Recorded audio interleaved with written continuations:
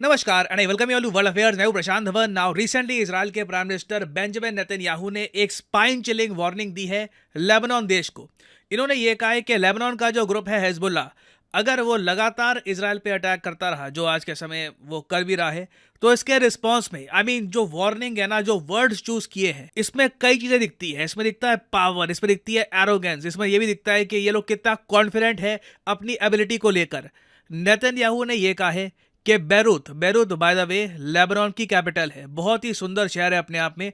ये कह रही है कि बैरूत का हाल ना वही करेंगे जो आज के समय गाजा का हो रखा है अगर हिजबुल्लाह ने कुछ भी करने की कोशिश करी। ये एक बहुत ही ज्यादा स्ट्रॉन्ग वार्निंग है टू हिजबुल्लाह। और इससे देखिए एक पॉसिबिलिटी ये भी खुल रही है, कई जियोपॉलिटिकल एनालिस्ट इस पर काफी लिख रहे हैं आज के समय, कि शायद इजराइल हमास वॉर फैल सकती है। शायद इवेंचुअली इस वॉर में हिजबुल्लाह कूद ही जाएगा। और उससे आप देखोगे एक पॉसिबिलिटी ये भी है कि रशिया की जो प्राइवेट आर्मी है वैगनर ग्रुप, वो भी इस वॉर में आ जाए।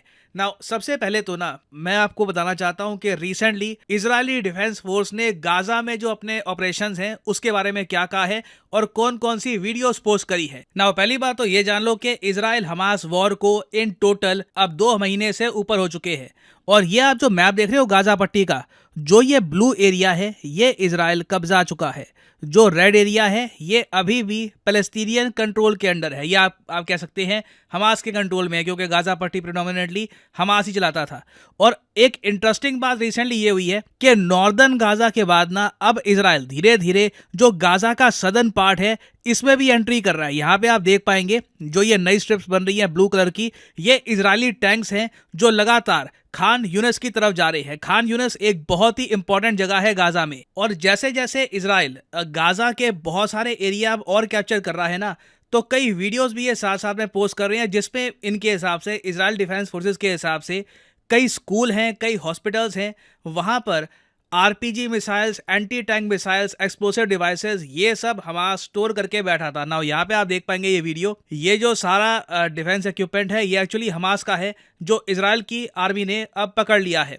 और इन्होंने बताया है कैटेगोरिकली कि ये सारा असला स्कूल्स और मेडिकल फैसिलिटी में छुपाया जाता रहा इनके हिसाब से, ताकि कल को अगर मान लीजिए इसे डिस्ट्रॉय करने के लिए इजराइल अटैक करे तो सिविलियंस की भी मौत हो। तो इजराइल देखिए बहुत ज़्यादा डॉक्यूमेंटेड तरीके से, मतलब लिटरली एक एक चीज़ ये दिखा रहे हैं, कहाँ से हमको मिली है, ये कहाँ पड़ी हुई थी।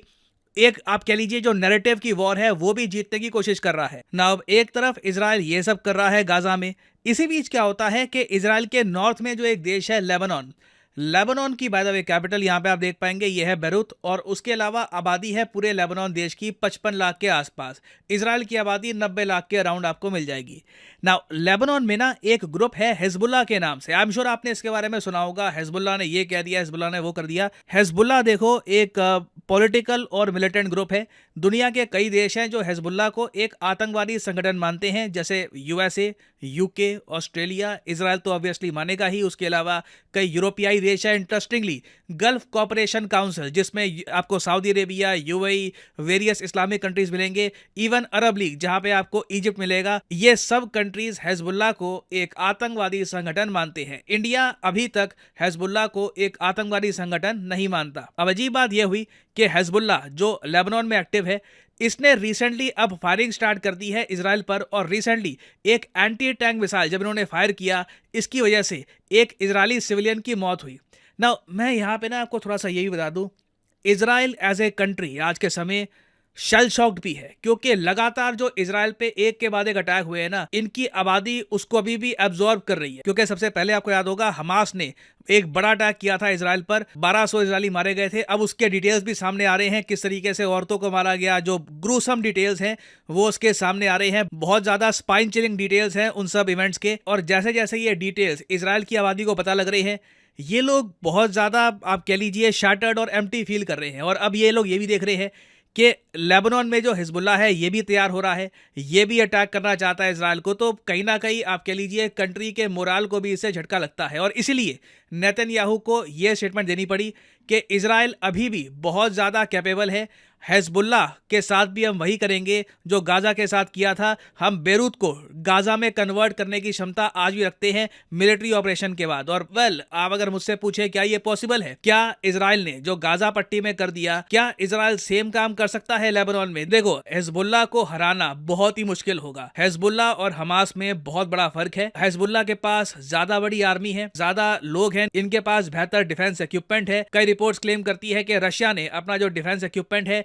ये बेच रखा है हिजबुल्लाह को। उसके अलावा ईरान का जो डिफेंस इक्विपमेंट है ये भी हिजबुल्लाह के पास है।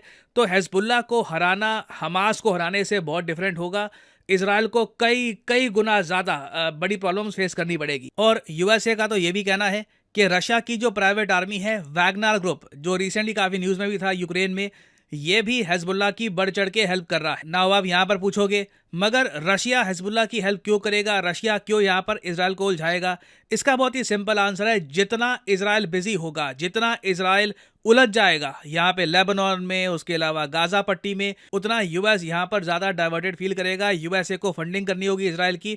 और इस सब में होगा क्या कि यूक्रेन की जो प्रायोरिटी है, जो प्राथमिकता है, ये कम हो जाएगी और धीरे धीरे रशिया यूक्रेन में एडवांस करता रहेगा। तो ऑलमोस्ट आप कह लीजिए एक और फ्रंट खोला जा रहा है। मैं सरप्राइज नहीं होऊंगा अगर रशियंस ने खुद एक तरीके से हिजबुल्लाह को एक ग्रीन सिग्नल दे दिया हो कि आप भी थोड़ा सा इजराइल को खड़काइए और बिजी करिए इजराइल को, ताकि यूएस भी यहाँ पर बहुत ज्यादा ऑक्यूपाइड हो जाए। तो ये जो स्ट्रैटेजी है कुछ हद तक काम कर रही है।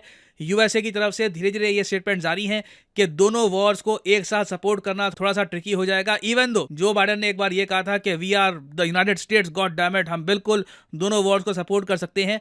अब धीरे धीरे रियलिटी जो है ये यूएसए के सामने आ रही है कि एक टाइम पे आकर हो सकता है कि इन्हें इजराइल को ज्यादा प्रायोरिटी देनी पड़े कंपेयर टू यूक्रेन। तो देखिए अभी इस टॉपिक से रिलेटेड बहुत सी डेवलपमेंट्स होंगी। इजराइल इवेंचुअली लेबनान के अगेंस्ट क्या एक्शन लेता है, हिजबुल्लाह के अगेंस्ट क्या एक्शन लेता है, इससे रिलेटेड कुछ नई डेवलपमेंट्स आती है तो मैं आपके लिए बाद में एक अपडेटेड वीडियो ले आऊँगा।